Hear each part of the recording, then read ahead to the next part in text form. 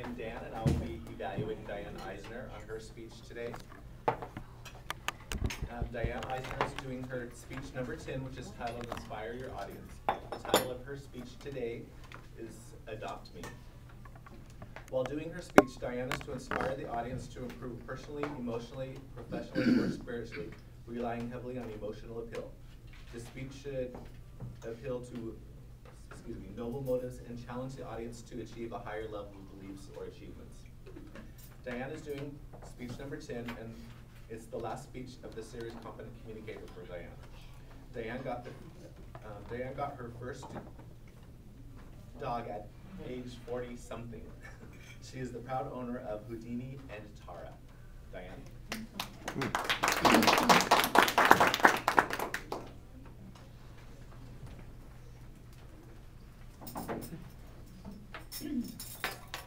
During a review of the Orange County Animal Shelter operations for 2007 and 2008, an Orange County grand jury learned that animals have proper care and board, but they have a brief window of survival. The caveat concerning animals brought to the shelter is that they have less than a 50-50 survival rate. If not adopted within a short time frame, they may be euthanized. This is Kobe. I'm going to get to his story. About 10 years ago, some of you have met my dog Tano in my skunk story. My roommate asked me if I would babysit for a dog, for a friend of his, for 2 weeks. The couple that owned Tano, who was my first dog, lived in Orange County, and they had to move to San Diego for his job for 6 months.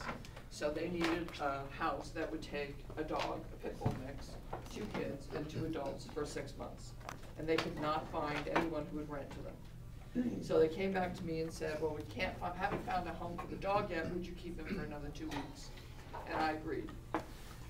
Kevin had said we when he said, can we babysit for the dog, but it found out that it meant me. I walked in, cleaned him, cleaned up poop after him, fed him, made sure he was cared for and living, and Kevin petted him.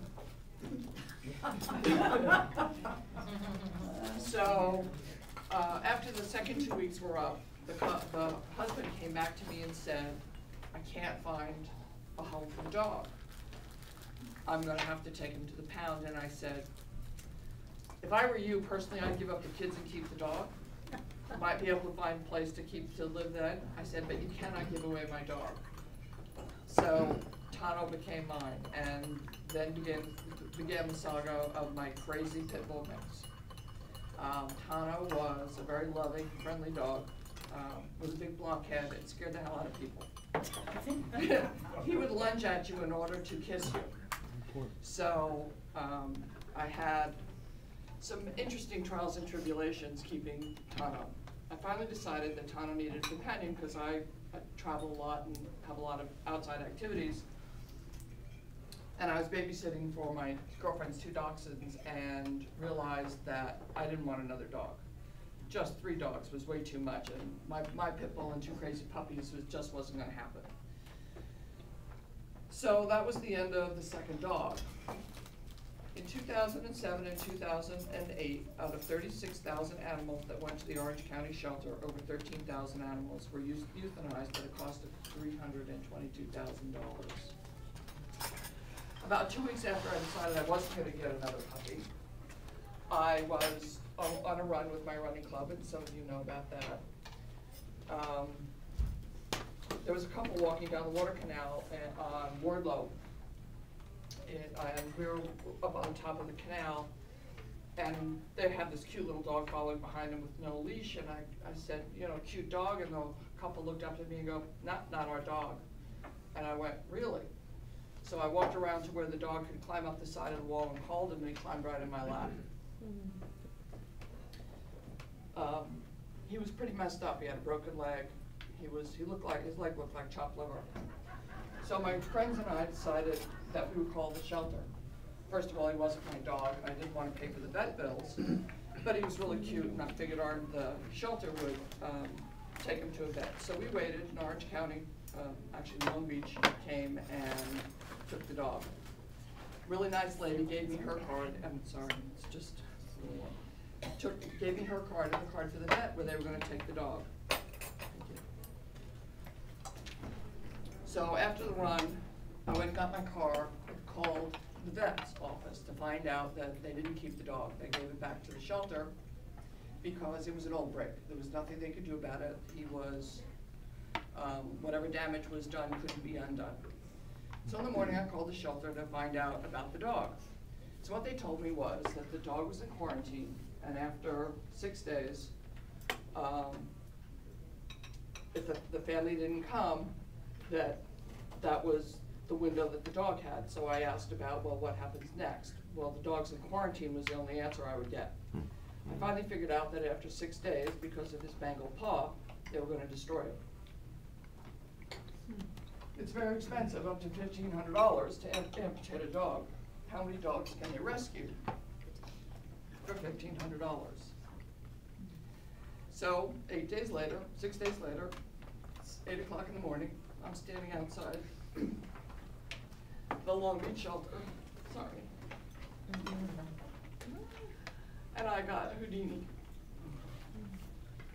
Only his name at that point in time was Wardlow, because that's where I found him. Thanks, I'm good.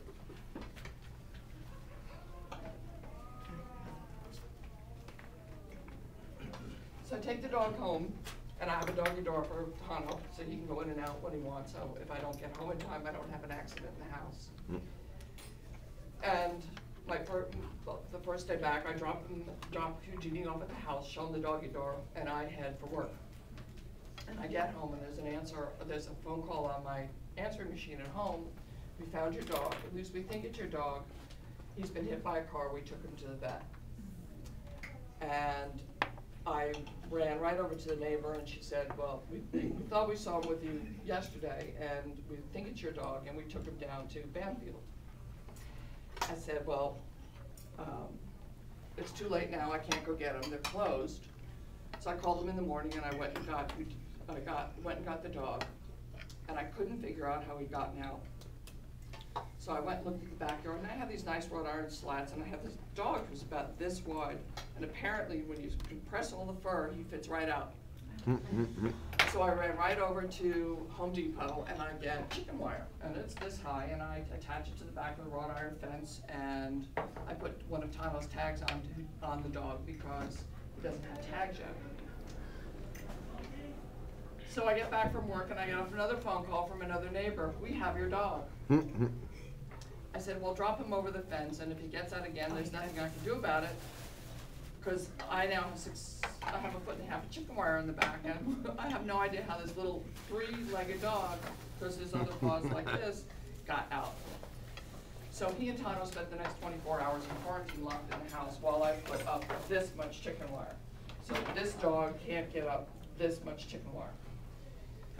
2 days later, I'm standing in my garage, and Houdini's standing across the street laughing at me. Because I have no idea how that dog got out, but on the spot, that was his name. And Houdini is still with me. He's about 13 years old, and he's the cutest little thing. If he could, he'd be attached to my body.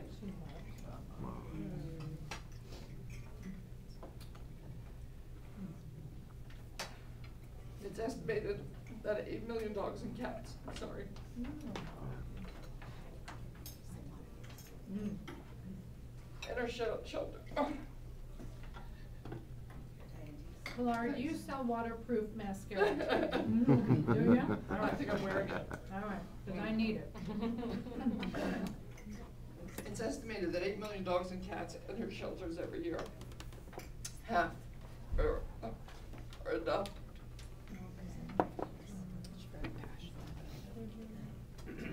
The rest are euthanized. Sorry, I'm not being very eloquent. Then came Tara, a friend of mine. Sorry, had to give Tara up. Tara's a Sheltie, she's deaf, she has no tail.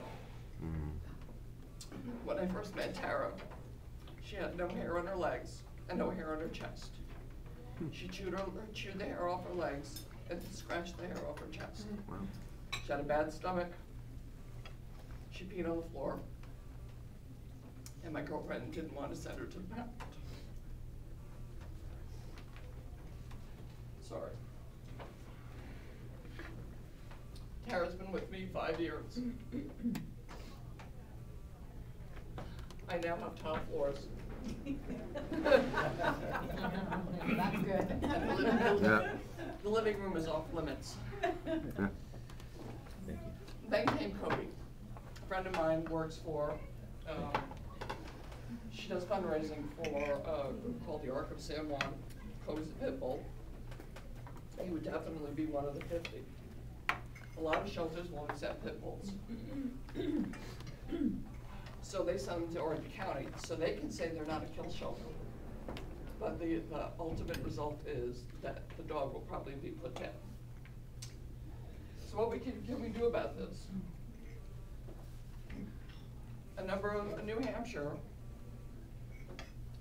initiated a law that said that all cats and dogs had to be neutered. In 2 years, their kill rate had gone down 38%, and at the end of 3, it was down 82%. So what can you do? You can volunteer, you can donate money, you can do what I did and foster a dog. There's a better solution than a cage or euthanization. As Mahatma Gandhi once said so eloquently. Sorry. The greatness of a nation and its moral progress can be judged by the way its animals are treated. Thank you.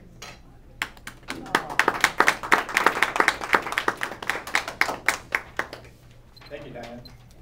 You got us all tearing here. The one that kept getting out, I had a pup when I was, well, actually, when I was young. He got him when he was real little. He could not keep him in. He had the willpower to get out. And it's hard to do that. All right, the next speaker of the day is Susie. And to introduce Susie, we have Marie. Okay, Marie. Morning. Morning. Morning.